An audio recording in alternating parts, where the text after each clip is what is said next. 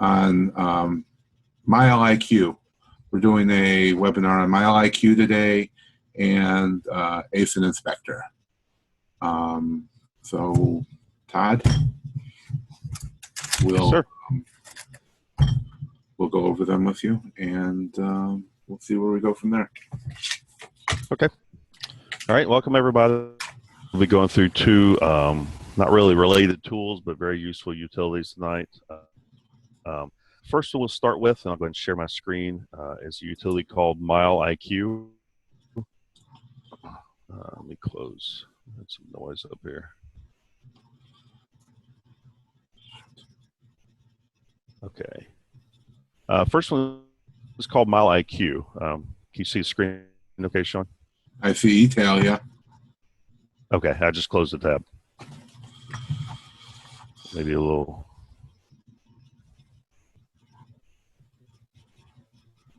There it is. Okay. All right, sorry about that. MileIQ basically is an application that tracks your mileage, and there's a ton of applications out there like that. MileIQ has some unique features that I think make it a better package. I know Shawn uses it as well.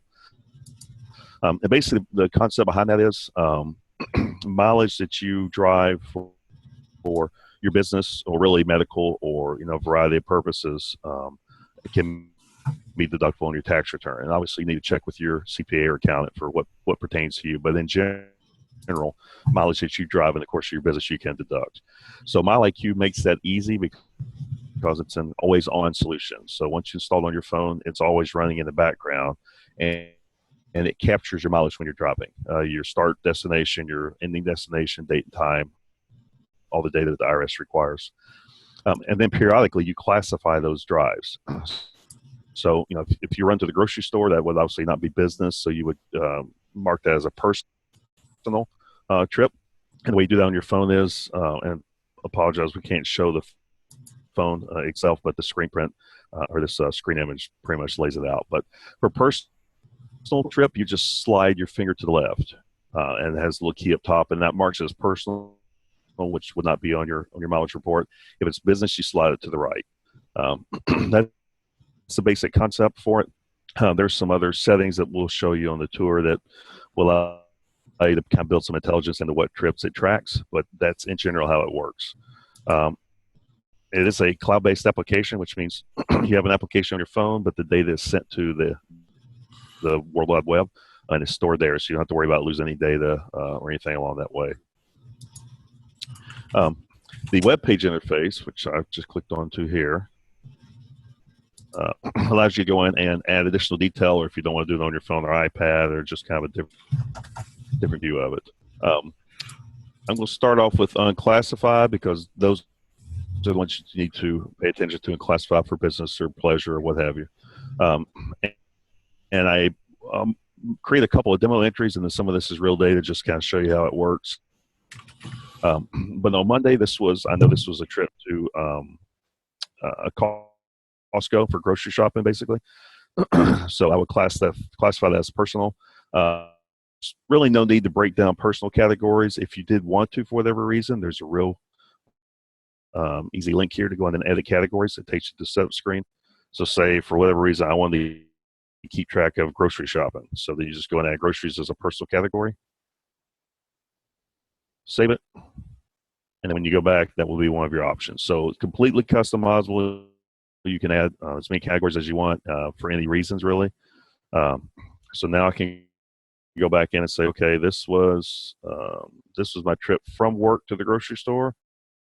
So I can just call it groceries, and this was my trip from the grocery store home. So those are personal.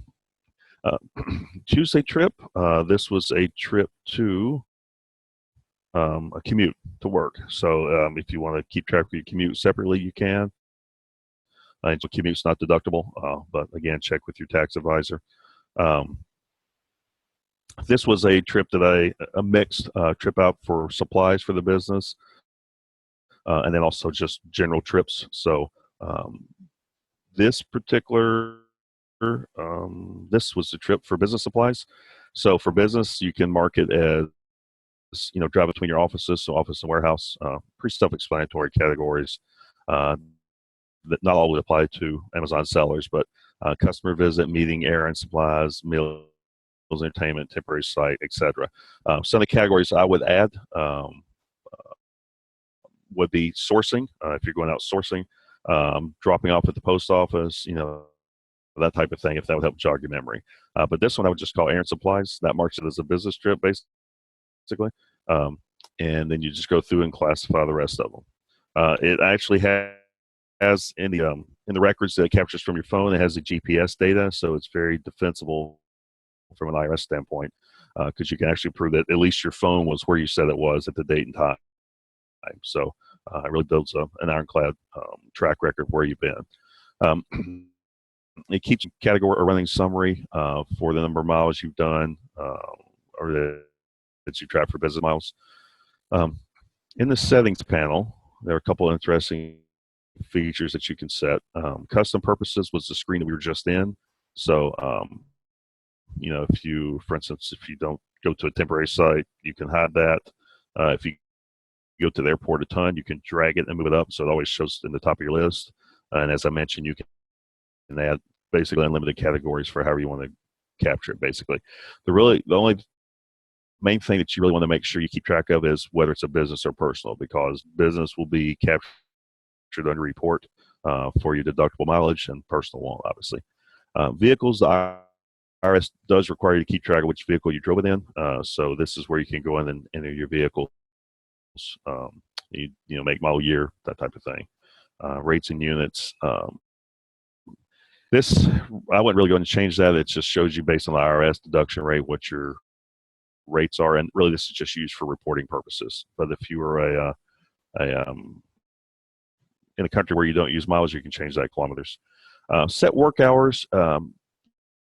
This would work great for if you drove for business, if you had a regular job or a full-time job, or if you're out and about at certain times doing your Amazon business.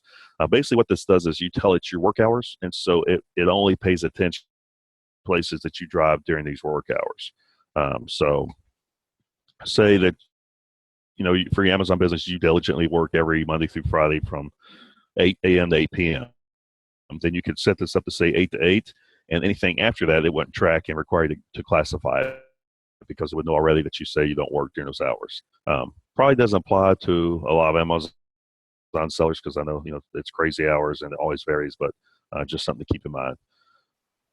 And then notifications, you can have notifications on your phone as well as through email. So the email will pop up a reminder and say, you've got unclassified drives, so it'll remind you to keep those classified, and then you can, of course, get emails through the application. It also has several reports that you can send. One of those, let's see, one of those I went ahead and requested just for time's sake, automobile and related expenses, just for, I think just for this week. It will send you a real nice PDF. You usually can't open this on an iPad or tablet because it is an editable PDF file, and a lot of the portables don't like that. But if you open it up on your PC, if you wanted to add notes, you could go in here and click on these fields and add notes, and it would save it with the report, and you could print it. So if you had any reason to do that, you could do that here. This would probably work better if you were submitting this for an expense report. But essentially, it's a really set it and forget it, for the most part, tool to keep track of your mileage, which I can tell you from doing this over the past few years. I used to use a different package, and I switched to MileIQ after I heard Shawn talking about it about a month ago. I used to use a different package, but even with that, each year, it's a significant amount of money when you keep track of the mileage that you use. Run to the post office to drop packages off, sourcing especially, going to trade shows, seminars, anything along those lines. Obviously, you want to get advice from your tax preparation person, but anything that you can deduct, it really starts to add up. And the IRS has been increasing the rates the past few years for each mile, so it gets more and more lucrative.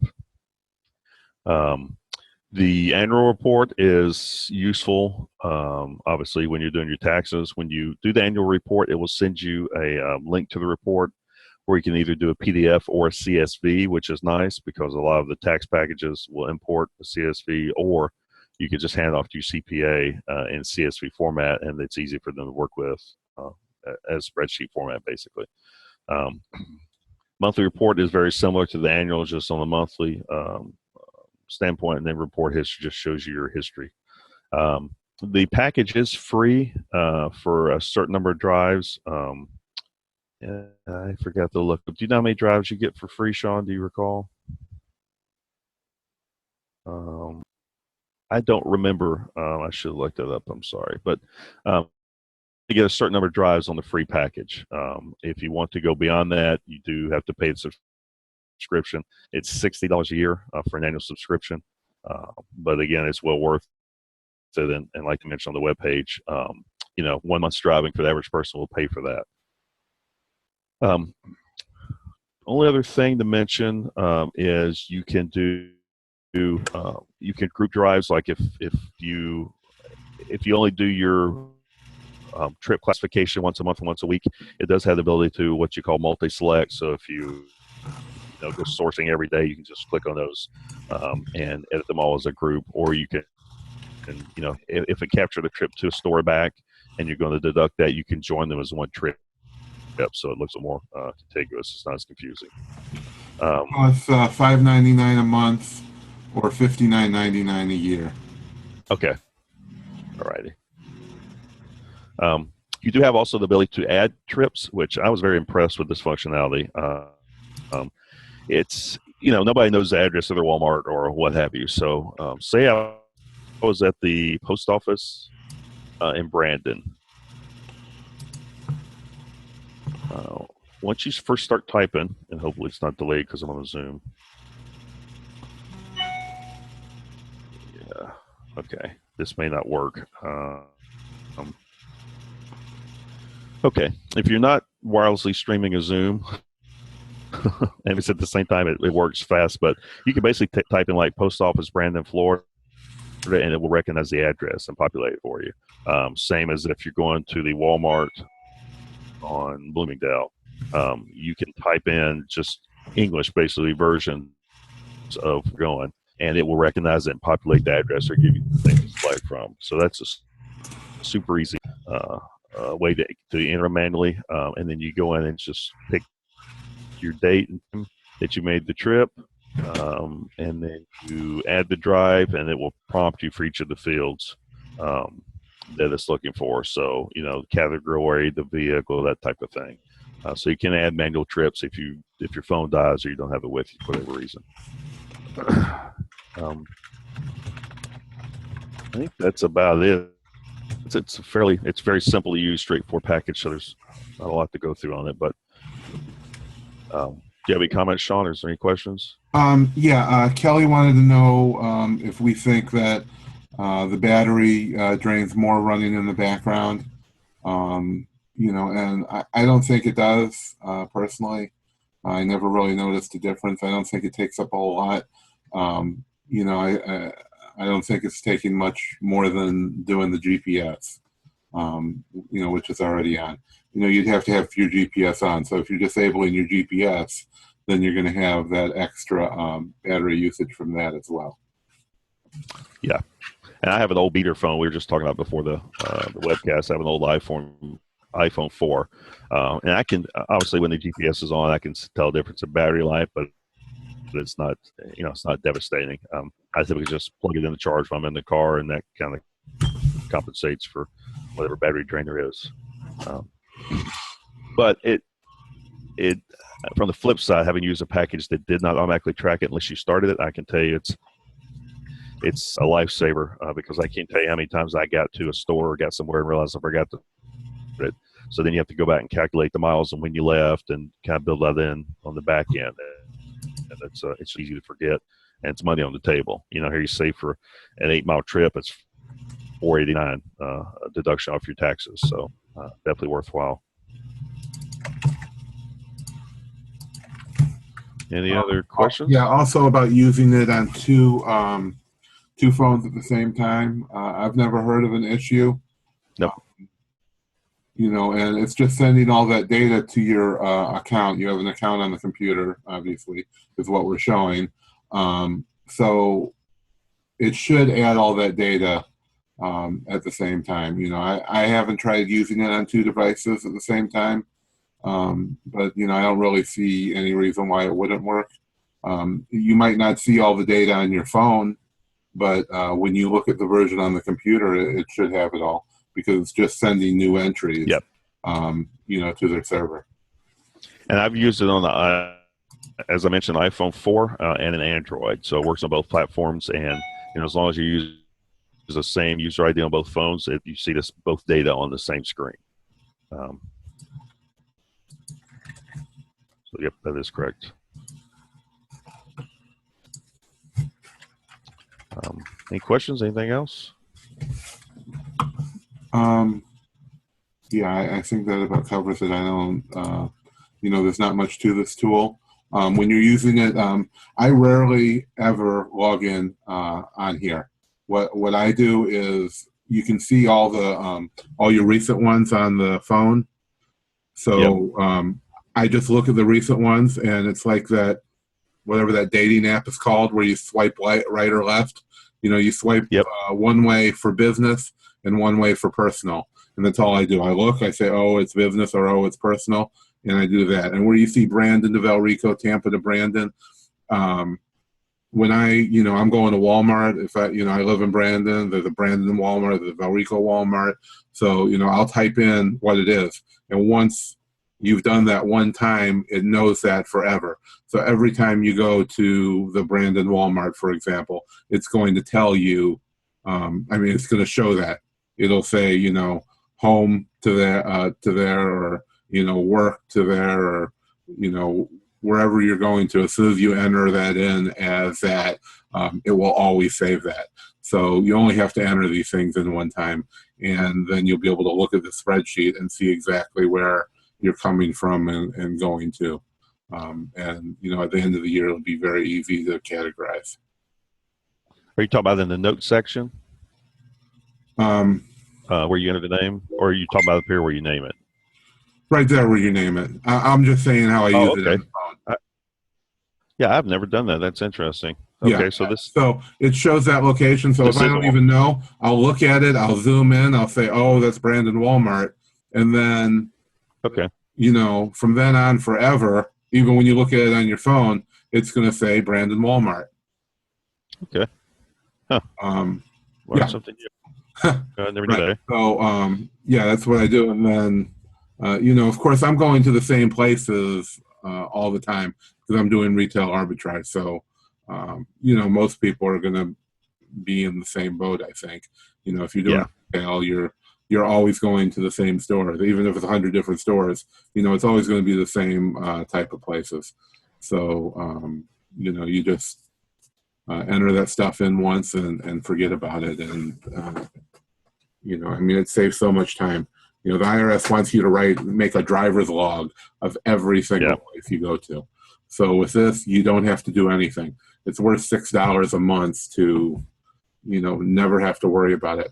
Once a week, every few days, when you're bored, or, sitting at your desk or sitting in your car waiting for somebody, you can just go in there, and I enter the things that are missing, and, swipe right or left to show where they're going to. And one other thing, I'm glad we clicked this, because I forgot, if you're editing in the web page, this is how you go in and classify the vehicle and the other information. So you just click on the link of where, and it shows you, as Shawn mentioned, a map of where you started and where you ended, and you just select whichever vehicle it was in, if you got charged parking, if you paid tolls, and then you can correct the distance if they got it wrong for whatever reason. So once you do that and save that, it classifies it. So takes you to the next one. So. But again, all that information is on your phone. And like Shawn said, if you do it on your phone, you really never have to come in here, except maybe once a year when you do your report. It's all done from your phone. Awesome. One good thing, actually, to mention too, is it's completely free, full featured for a certain number of trips. So this is something that you can load and try, and if you hate it, you're not out a penny. And really, if you love it, you're not out a penny until you hit the point where you've tracked, the maximum number of trips, and then, they'll start giving you the nag screen to purchase the license. So no risk, super easy to set up. It can be found in the App Store or Google Play under MileIQ, all one word, and you create your ID right there from your phone, and then you can log in from the web page. So piece of cake. Okay.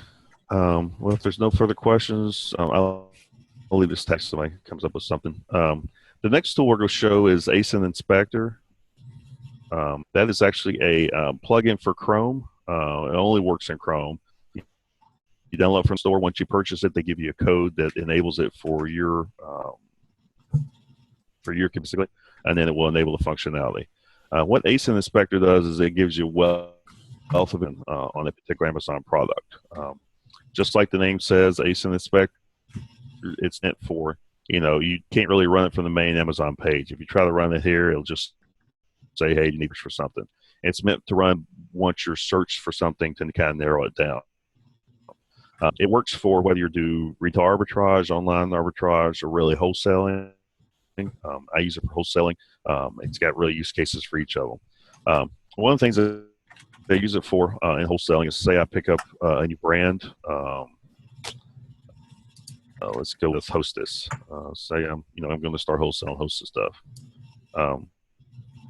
Do a quick search and see what's out there for sale for a Hostess, and then say I want to do Twinkies, so I can narrow it down to Twinkies.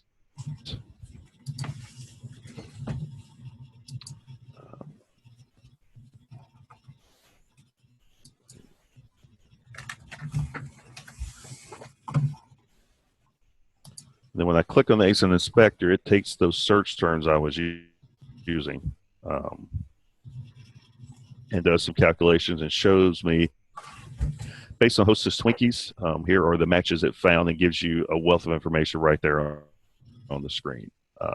So we'll walk through this and go through it, and certainly if you have any questions, it pretty much matches the same results you see in Amazon from the main search screen.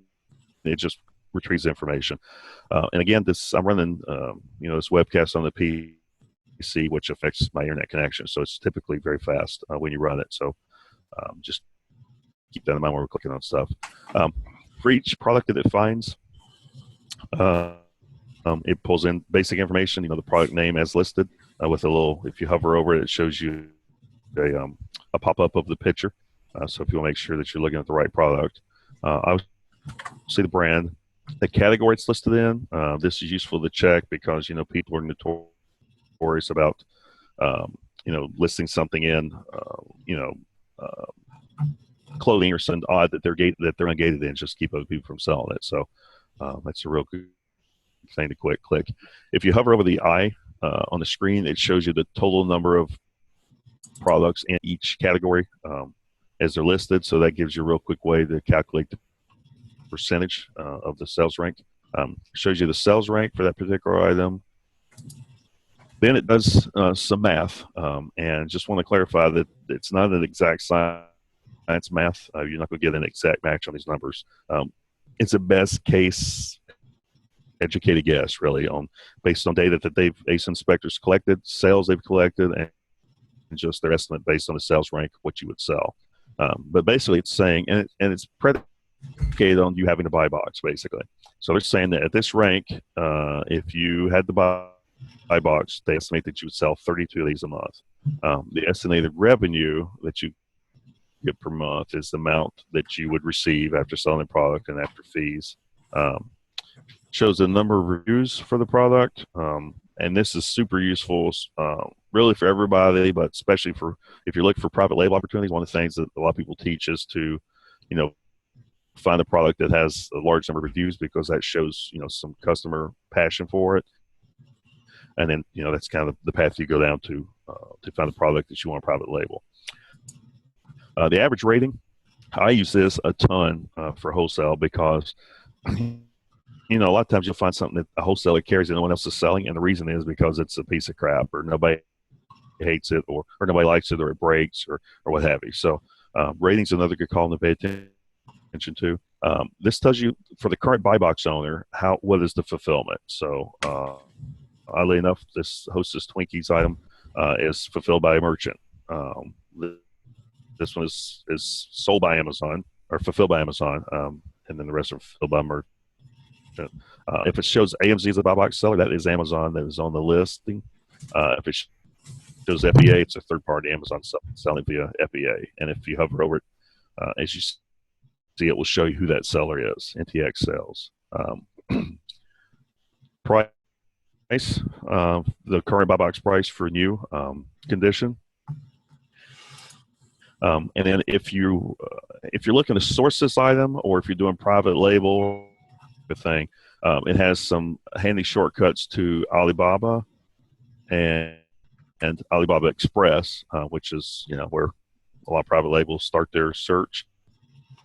I doubt we would find anything on Hostess Twinkies, so let me go back and I'll do another search in a second. We'll do something when we search on Alibaba. Search on eBay. So if you're wanting to move Hostess Twinkies and you don't like this price, so you want to see what they're going for on eBay, you can click that link and it will take the same search terms you just used and pass it to eBay. So we'll do a search on eBay for Hostess Twinkies and show you all those results. So super time saver, to click over and kind of see what your competition is on that marketplace. What's that tab? Walmart. A lot of Walmart sources here. The same thing. If you want to find out what Walmart is selling it for, you click the Walmart tab. And then again, the developers went and found the syntax to do a search on each of these sites, and they pass the search terms to you. So this shows you, what Walmart is getting for Twinkies, or anything that matches Hostess Twinkies. Close this tab. Next one is, you're probably guessing by now, it's Target thing. It does a search on Target.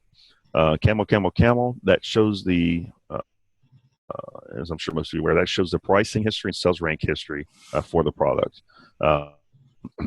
If you haven't used it before, the one thing about Camel is, if it's not a popular product or one that they've had anybody search for, they may not have the information tracked. Obviously, Hostess Twinkies is popular, so you can go and see the history in Camel for it. I want a ton of time on the screen. We may cover this in the future, but essentially it kind of shows you a couple things. One, is this a seasonal product? Two, is Amazon been carrying it, and how often, and what the price fluctuations have been over time. So you look at this and see that back in August it was up at $7 and it was down at $208 at August the 29th. So there's a lot of, you spend the whole session going through this essentially, but suffice it to say, this links you to the camel entry for that ASIN, not for the search term. We have videos on my YouTube channel that we've gone over camel, and the other pretty much depth. So, basically the way it works is it goes by the users who have gone there. So if nobody's ever looked for a product on camel, then then it won't have any history. But as soon as you look something up there, even though it has no history, it'll track it from then on forever. So if you want something to be tracked, specifically go there and look for that item, even if it's something that you're bringing to market, get that in there as soon as possible so you can track that history. Okay. All right. Well, good deal then. And if you haven't seen that video on Shawn's YouTube channel, and I was aware it was out there, so I will go watch it for sure. It's definitely worth spending time to watch the video to go through it, because there's a lot of data on camel, and it's almost like reading a stock chart. If you don't know what you're doing, it will bite you. But if you do know what you're doing, there's a lot of information there. The next thing is your net payout, and this is where you go in and enter what you think you're going to pay for it. So say you got a great deal and you're getting this for 99 cents. You can change the price if you want to. It defaults to the buy box price, but if you think you're going to be able to sell it for more, excuse me. So in this case, the one I clicked on was fulfilled by merchant. So right off the bat, I would add $4 to it, just because Even if shipping's free, people pay premium for Amazon Prime. So say I'm going to sell this for $9.81, I'm paying 99 cents for it. It will go and pull the fees for Amazon. So your fees will be $5.14. Your net payout's $3.68. This is your ROI, 371%, which is an ROI like Shawn typically sees, not one I typically see. And then the number for sellers on Amazon is between 10 and 20. So real quick detail on what's out there. And it gives you a breakdown if you care, where the money's going. Weight handling fees and storage fees, if those seem really out of whack, go back and make sure that, if it's fulfilled by merchant listing, a lot of those merchants have a tendency to skew the weight, so they get a higher payout. So that's definitely something you want to true up if you're going to be selling it on Amazon. So that shows your net, and then it also shows a overview of the price. And again, you want to make sure that your search term is tight. As you can see, when I clicked on a Walmart earlier, it brought up like a Twinkie maker and a bunch of other stuff. So this works best if you're searching for something specific, like Hostess Twinkie, box of 12, original, something that narrows it right down. Because then it should get exact matches, and you can see what you're selling for on these 4 platforms, which will kind of give you an idea of where you want to sell it, or where you want to source it, or a world of information basically. Up top, it gives you a summary, which again, the more granular and precise you go in your search, the more meaningful this is. So it shows you the number of results for those search terms, the average sales rank, obviously price, and number of reviews. So let's go back and do something a little bit more precise. Let's do, let's see. Let me do, drawing a blank. Skippy, how about Skippy peanut butter creamy? Let me find the size. Okay, 40 ounce.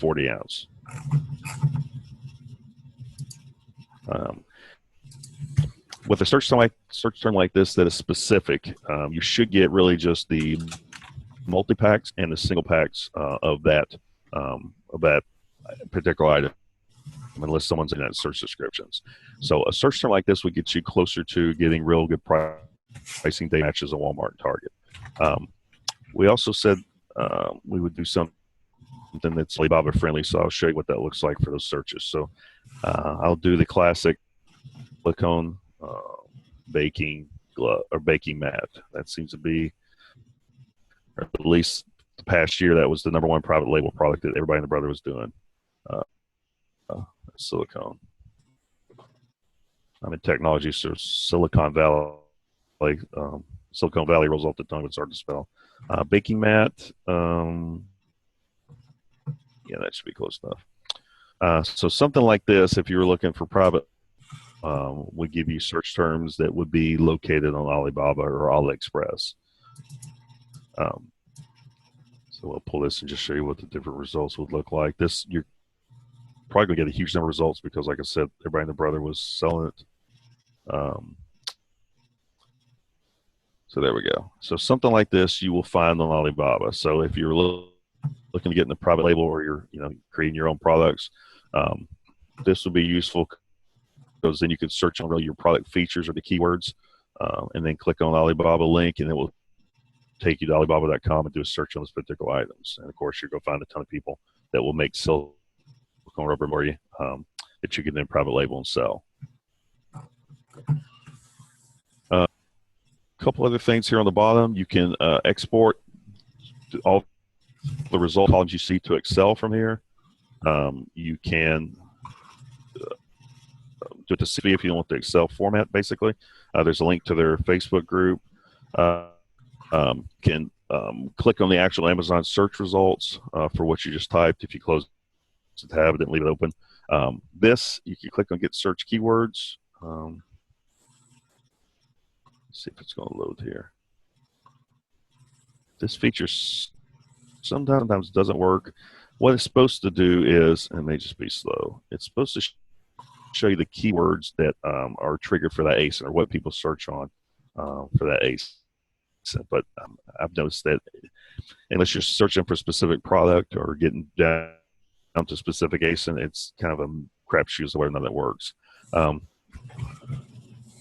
They'll also let you search from the screen. You'll have to go to Amazon. So if you want to do another search from here and do, Wrigley's gum, you could do it from right here and save the trouble of clicking back on Amazon and clicking on the ASINspector button again. It will return those search phrases here temporarily. Yeah, there we go. So do the same search for you and return them. Wait for this populate so I can show you the other stuff here. There's a little bit of lag. I don't know what it looks like on the screen, but on the wide resolution or high resolution monitors, sometimes the text can get a little hard to read. So for old people like me, they're nice enough to include something to increase the font size, make it a little easier on your eyes. There's a table header up here that you can manipulate, drag around, get rid of it completely if you don't like it on the screen, essentially. And then if it returns more results than it can show, and I think it typically cuts off at around 25, I believe, this will get the next set of results. Actually, it looks like it cut off at around 15. So if there's a ton of results, it just typically pulls the top 15 to 20. But if you want to see more, you click on that button. We'll keep pulling more and more until that's it. They're all done. A couple of quick things here. Let me close this tab. Yeah, somehow I clicked on the link. When you purchase the product, you also get access to a private Facebook group, your AMZ laboratory. It's very, very geared towards private label. So if that's not something you're into, then you probably won't get much value from it, but nonetheless, it's included in the purchase. Each of these columns are also sortable. So if you did a search on Wrigley's gum like I did, then you just want to know which one has the lowest sales rank. You can click on this to sort it and see, okay, this one has a sales rank of 735, which is pretty darn good. And they're saying that should sell 1550 a month. If you want to sort on the amount of sales, say you just want the highest number of sales, you don't care what the sales rank is. This one says 1559, which again kind of shows you how sales rank isn't the end all to be all. It's the moving number because according to this, it's estimating higher number of sales for a slightly higher sales rank product. But obviously each of these columns you can click on the sort whatever's important to you. I generally go through each of them. Like when I pick up a wholesale line, I'll first sort rank and its sales, and then I'll narrow down my search, and then I'll start sorting on reviews and ratings, just to make sure I'm weeding out the crappy ones. There's also a settings and options screen down here that basically allows you to customize your columns. So depending on which products you carry, if you have a child ASINs like clothing or different categories, and they're set up that way, you can show the parent ASIN for it. You can actually show the ASIN number, and it will add a linkable or clickable column. A ton of columns you can choose, either see or not see. I know personally I don't typically care for need, because that's typically self-explanatory. It's in the title, so I can suppress that and get some screen reels. Same if you don't care about sales or revenue, any of these you can suppress for the most part. The price rank history, I wouldn't use that in lieu of camel, because I don't think it says accurate or is in depth. But if just for a quickie, you can turn that on here as well. Again, prices, fees, you can show each of these. Depending on your category, like if you're a heavy bookseller, you can include the author and binding format. You can include if it's adult related. Basically go through these for your product set and see if it makes sense. I typically I reset everything for the demo, but I typically leave UPC on. As a wholesaler, that's what I key off of. And then once I get it narrowed down, we turn on weight. Again, just to make sure that seller's not trying to hijack the listing and get some extra money on the weight. So as you can see, anything that takes effect instantly, and you can tweak and customize as you see fit. That was a lot of data to go through all once. Does anybody have any questions? Do you have anything you want to see in particular, Shawn? Yeah. So basically, if for the people who don't understand what's really going on, basically it's showing you look in an item. So you can enter in an ASIN or a UPC into ASINSpector, and it's going to show you that item. And then it's pulling the other items. When you look at the bottom of any Amazon page on a computer, it shows you all the different, similar items that people may have bought or people may have looked at. And that's where it's pulling all of this data from. It's not coming up with its own ideas. It's actually pulling all these other items that are listed on the screen. The things that were bought together, the people who also bought, maybe even sponsored products. I think that answers one question. Can it be used on the iPhone? Paul wanted to know. It cannot be used on a phone. It's a plug-in, an Chrome extension for an extension for Chrome. So it only works on the Chrome browser, and you're going to have to install it. Anywhere you can install a Chrome extension. So if it's a computer, if you have a Chromebook, but you have to be able to install that extension into that browser. So it won't work in Firefox or Internet Explorer or anything else. Yep.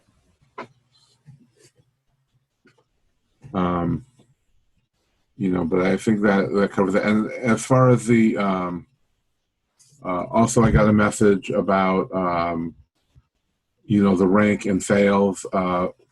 Basically they're figuring it out, maybe an item at 1,000 to see where it's, how often it's selling, and an item at 100 to see how often it's selling. And then they're just estimating how many sales that it's getting. So they don't know, for example, the first item is $15.59. They don't know how much an item at $15.59 is selling. That's sales, sorry. Rank 7081, they don't know that it's selling $1,559. They're basing that on some other numbers that they look at. So this is a tool very similar to Jungle Scout. So if you have one, you don't need to buy them both. Some have features that the others don't have, but you really don't need to be buying both tools. And these sales are for the last 30 days. So it's not every month. And all these sales numbers, even if they were right, it's definitely going to be wrong because rank, fluctuates. It's only a snapshot in time. So at 781, it's getting that many sales, but in an hour, that rank is going to be either higher or lower. So that estimate is going to change. So it's only based on the last 30 days. If that item stays at that price and at that rank, it'll have that many sales and you'll make that much money. And also with no competition. So you would be if you're the only seller on that item, it's showing you how many sales for the item, not how many a certain seller might get.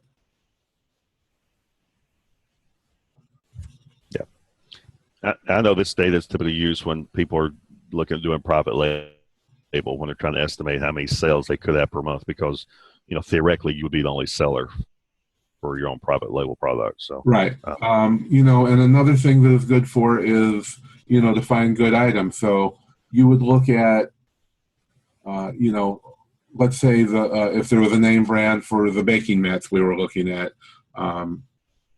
you could see how much the name brand item is selling for if there was one, and then you're going to make a knockoff. So you can figure you're going to get a certain percentage out of it. That's what private labelers use it for. If you're selling in groceries, which I sell a lot of groceries, this would be a good tool. If you find one item that's selling good, the gum, you might not be able to buy that one at a good price, or maybe it's an item you're already selling. Then you can go and go on Google and start looking up, you have a list of all the UPC codes. So you can start Googling those UPC codes and find other places to sell them for. Or if you're buying from wholesale, you already have an account selling one kind of Eclipse gum, you might be able to find a lot of these other items, or you could submit a list of UPCs to your wholesale grocery company and ask them if they have any of those available. So there's a lot of different ways you can use this to base things that you already want to buy or you're already using to find a lot of similar products that are also good sellers that you could start selling. Yep. Yeah, it's definitely a tool. I wouldn't use this to make all my decisions, but it's definitely a tool to verify what you're looking at or to get launched on, different ideas, or, it's just one of many. Like when I pick up a wholesale line, this is just one of 5 or 6 steps I go through to narrow down the product. And personally, I would encourage, they link to the product here for a reason. Even when you're looking at the data, if you think, hey, I want to make sure, this looks good, I want to sell this, pull up the page, like, see, this is item. It's not going to reflect out on the screen. So that would make me, pause right there. But go ahead and pull it up. Sure, if Amazon's not listed as a seller, look at the pictures, the reviews, all of that stuff, especially on quantity for something. Just use this as a baseline research. Tina wanted to know the Best by Seller tab lets us know who our competition is. Who is the best choice for us to consider competing with? Or the buy box seller tab. I don't think this is related to this tool. Okay, so the buy box, she means the seller listing for a particular item. Yeah. I think. The best choice to consider competing with. I really don't consider any one that I'm competing with. I don't really care who I'm competing with. I see a lot of the same sellers over and over. If you're selling in toys, or like I sell a lot of beauty and a lot of grocery, and health and personal care items. So, I do see the same sellers all the time. And, I really don't care who I'm competing with. I see sellers that have, 100,000 feedback, 50,000, and they're all over the place. Some have 100 feedback. Obviously you're not that worried about those, but the ones with big feedback, in my business isn't really something I'm worried about, because they're going to sell the stuff and, they're probably not going to change their price. It depends on where you're buying. If you're buying a lot of wholesale, then your price can't vary very much, and they're probably buying everything wholesale, the big sellers. But me, I buy a lot of liquidation, so I'm probably paying less than those big sellers, because even if they're getting a bigger discount than I am, they're not buying it at liquidation, so they're paying a whole lot more than I am. And I can tell you there's very little movement, on your pricing, because you're not making a whole lot of money. They might be making 5 to 10%. If they're a giant seller, they're making pennies, when you should be making dollars or doubling your money, and you can go out and find the deals and move on to something else, when they're stuck with pallets and truckloads of a single item. So I really wouldn't worry about who you're competing with. I would more worry about how many people you're competing with. Look at that number, and if it's 5 to 10, that's okay. But if you have 100 or 200 different sellers on an item, then it could be a problem, because out of 200 sellers, if 2 of them get into some kind of competition, then that's going to tank everybody's price, because all those other repricers, even if they're not beating each other, they're going to follow suit. So if 2 of them drop the price all the way to nothing, then everybody else is going to drop it just over that price. And then it's very hard to get a price raised back up when there's a lot of competition on it. Yep. I asked because I thought if I'm competing with Amazon, they will always have the buy box. Oh, no. no, that is not true. Now, this listing, there's no money to be made. You know, I really don't try not to sell anything under $6. If you sell something for, I think that was $4.45. Not only that, it was an add-on item, and it was, you know, also the subscribe and save, which once I've gotten the buy box from them, but you could probably expect never to get the buy box from a subscribe and save item, because if you get the buy box, then there's no subscribe and save on the screen. So, you know, Amazon's making a lot of money from people subscribing, because once they sign up, they just continue to send the item to them. And you can't do subscribe and save. Only Amazon can.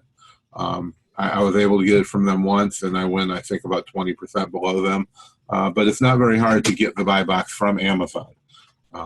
You know, don't ever be afraid to compete with them, as long as you can beat their price, you know, by a little bit. I mean, if you can do it by 10%, you probably get the buy box. You know, you can get the buy box beating them by 10 cents. You know, but they will reprice too. We're not the only ones who use repricers. Amazon will reprice, and a very small amount of the time they won't ever give up the buy box.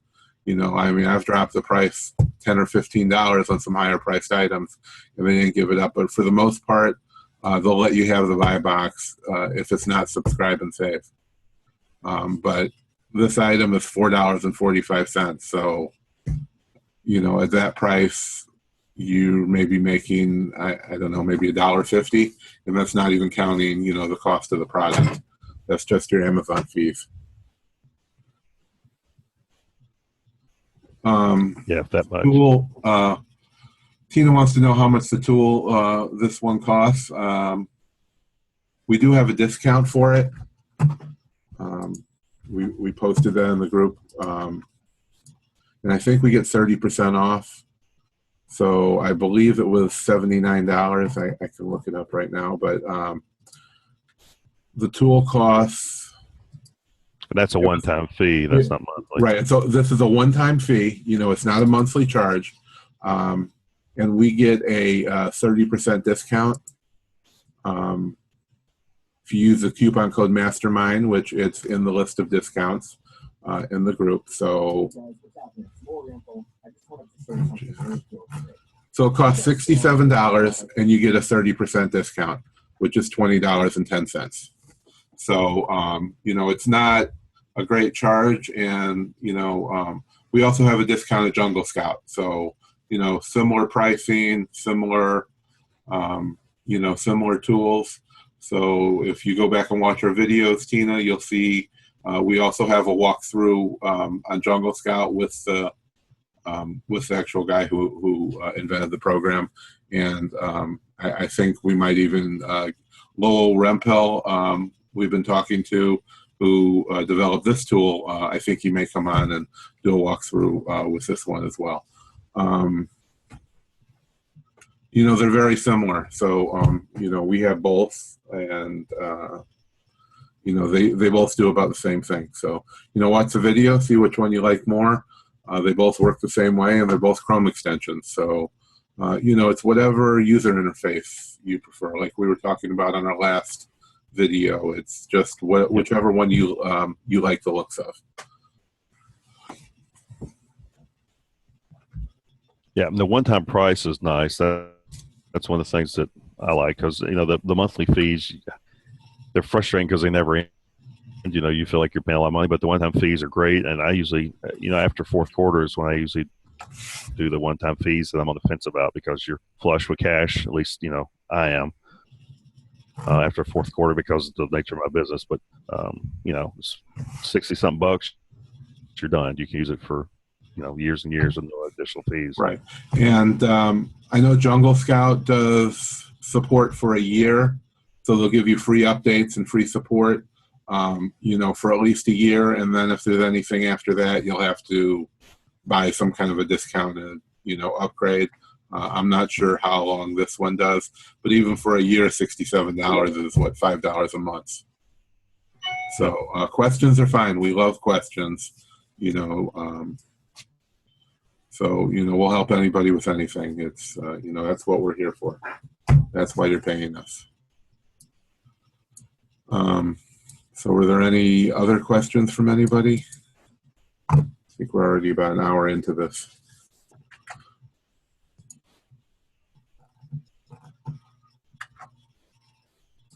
Okay, Todd, you want to go ahead and wrap it up, or did you have anything else? No, that's it. Appreciate everybody's time. And as Shawn said, if you have any questions, you post them in the group, and Shawn or someone will tag me, or you can tag me, and if someone can answer, I'll get the answer for you. Okay, sounds good. Thanks for coming, and we'll see you Friday.